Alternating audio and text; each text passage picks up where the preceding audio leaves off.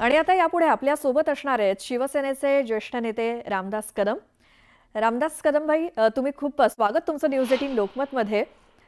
खरं तर आपण बोलणार आहोत महाराष्ट्रामध्ये सध्या जो काही महत्त्वाचा मुद्दा आहे तो म्हणजे उद्या ठाकरे बंधू एकत्रित येणार आहेत, त्यांचा मेळावा मोठ्या प्रमाणात जो मुंबईतल्या वरळी इथे पार पडणार आहे त्या संदर्भात आपण बोलणार आहोत. तुम्ही खरं तर मातोश्रीवरती अगदी पूर्वीपासून तुम्ही शिवसेनेचे ज्येष्ठ नेते आहात, त्यामुळे मातोश्रीवरती या दोन्ही भावांना तुम्ही म्हणजे अगदी सुरुवातीच्या काळापासून पाहिलेलं आहात. त्यानंतर ते विभक्त झालेले, आपापल्या पक्षामध्ये असलेले आणि आता घरगुती कार्यक्रम वेगळे, मात्र राजकीय प्लॅटफॉर्मवरती हे दोघे नेते भाऊ एकत्र येत आहेत. त्या संदर्भात तुम्हाला काय वाटतंय? माझी पहिली प्रतिक्रिया मी अशी देईन की अजून देखील मी राज ठाकरेंना सांगेन, उद्धव ठाकरे पासून तुम्ही सावध असा. बरं. मागील 55 वर्ष आम्ही मातोश्रीचा अभ्यास आमच्याकडे आहे, मातोश्रीचा जवळ आम्ही पाहिलंय. मी उद्धव ठाकरेंना देखील पाहिलंय, राज ठाकरेंना देखील पाहिलंय. आणि उद्याचा मेळावा ही महाराष्ट्राच्या डोळ्यामध्ये धुळफेक आहे असं मी म्हणेन. त्याचं कारण असं आहे की हा पहिलीपासूनचा हिंदीचा मुद्दा हा उद्धव ठाकरेंनी स्वीकारला होता मुख्यमंत्री असताना. मुख्यमंत्री असताना पहिलीपासून हिंदीच्या मुद्द्याला उद्धव ठाकरेंनी मान्यता दिली होती. फक्त तो अधिकृत जेवण काढण्याच्या आधी व्यवसाय बंगल्यातनं त्यांना आम्ही बाहेर काढला. आणि असं असताना जो तुमचा भाऊ राज ठाकरे साहेब, तुमचा भाऊ या पहिलीपासूनच्या हिंदीला मान्यता देतो, तो विजय उत्सवामध्ये सामील कसा होऊ शकतो? ही महाराष्ट्राची धुळफेक आहे ना. तुम्ही फसवताय लोकांना. आणि उद्धव ठाकरेचा आणि मराठी माणसाचा, उद्धव ठाकरेंचा आणि मराठी भाषेचा कवडीचा काही संबंध नाही.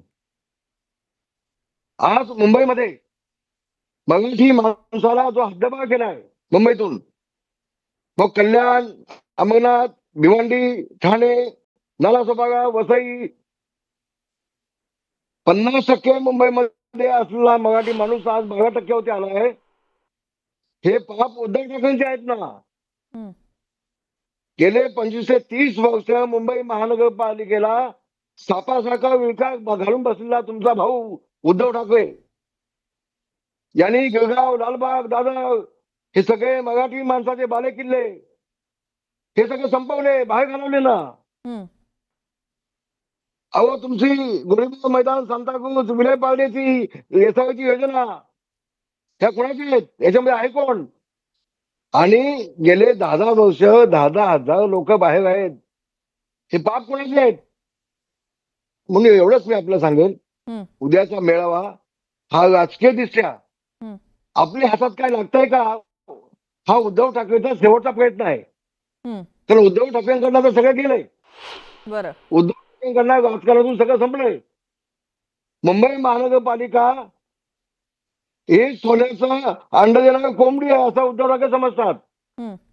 तसं बघा, एखाद्या राक्षसाचा जीव हा पोपटामध्ये असतो, तसा उद्धव ठाकरेंचा जीव हा मुंबई महानगरपालिकेत आहे.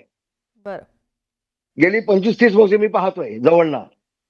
मी पण मुंबईमधून नगरसेवकामधून शिवसेना मला 2दा तिकीट दिली आणि मी निवडून आलो महानगरपालिकेतून आमदार म्हणून.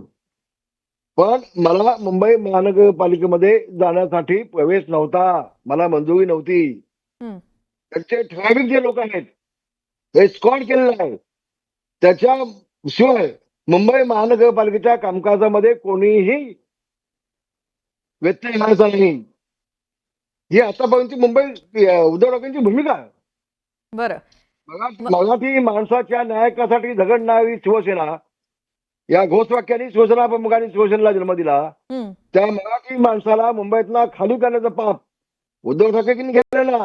अहो, आज मुंबईमध्ये मोठ्या मोठ्या गगनचुंबी इमारती होत आहेत आणि त्या भाग बोट का लावली जातात? मटण मच्छी खाणाऱ्या माणसाला यामध्ये फ्लॅट मिळणार नाही. ही हिंमत कशी होते उद्धव ठाकरे तुमच्याकडे महानगरपालिका असताना? आणि म्हणून मी राज ठाकरे एवढं सांगेन की आपणही उद्धव ठाकरेला जोडला पाहिलं, मीही जोडला पाहिलं. हं, जे उद्धव ठाकरे मुख्यमंत्री होण्यासाठी आपल्या वडिलांचे विचार पायदळी तुडवतात. हं, मुख्यमंत्री होण्यासाठी आपल्या वडिलांच्या विचाराला काळीमा फासतात. ज्या शिवसेना प्रमुखांनी सांगितलं होतं, अरे ज्या दिवशी मला काँग्रेस सोबत जाण्याची वेळ येईल हं, त्या दिवशी शिवसेना नावाचं माझं दुकान मी बंद करून टाकेन. हं. बरोबर आहे. असं असताना मुख्यमंत्री बनण्यासाठी काँग्रेसचे पाय चाटणारा, सोनिया गांधीचे पाय चाटणारा उद्धव ठाकरे याचा सन्मान उद्या कसा होऊ शकतो? त्यांचा जल्लोष उद्या कसा होऊ शकतो? हे बघा, शिवसेना प्रमुखांनी कुठलंही पद कधी घेतलं नव्हतं. हं, ते ना मुख्यमंत्री झाले, ना लोकसभेचे अध्यक्ष झाले. बरोबर. नारायण मुख्यमंत्री केलं, मनोज जोशीला मुख्यमंत्री केलं, मनोज जोशी साहेबांना लोकसभेचा अध्यक्ष केला. काय हं, साहेब होऊ शकले नसते? झाले असते. पण साहेबांनी कुठली निवडणूक लढवली नाही. हं, शिवसेना पक्षप्रमुख म्हणून साहेबांनी रिमोट कंट्रोल आपल्या हातात ठेवला. नारायणाने या मधुशिवती, पंत या मधुशिवती, रामदास कदम या मधुशिवती, हं, गजानन कीर्तिकर, नवलका, मनोज जोशी या. हं, रिमोट कंट्रोल साहेबांनी आपल्या हातात ठेवला होता. पण बाळासाहेब कधीच येत आहे त्याची वाट कदाचित उद्धव ठाकरे बघत असावेत. बाळासाहेब गेल्यानंतर हं, स्वतः आमदार झाले आणि काँग्रेससोबत जाऊन मुख्यमंत्री झाले. ते बाळासाहेबांच्या आणि उद्धव ठाकरेंच्या विचारामध्ये जमीन मी आसमानचा फरक आहे. आपण पाहतोय. हं, मग अशा जो जे उद्धव ठाकरे आपल्या वडिलांचे होऊ शकत नाही, बाळासाहेबांचे होऊ शकत नाही, राजसाहेब ते उद्धव ठाकरे तुमचे होणार आहेत का हो?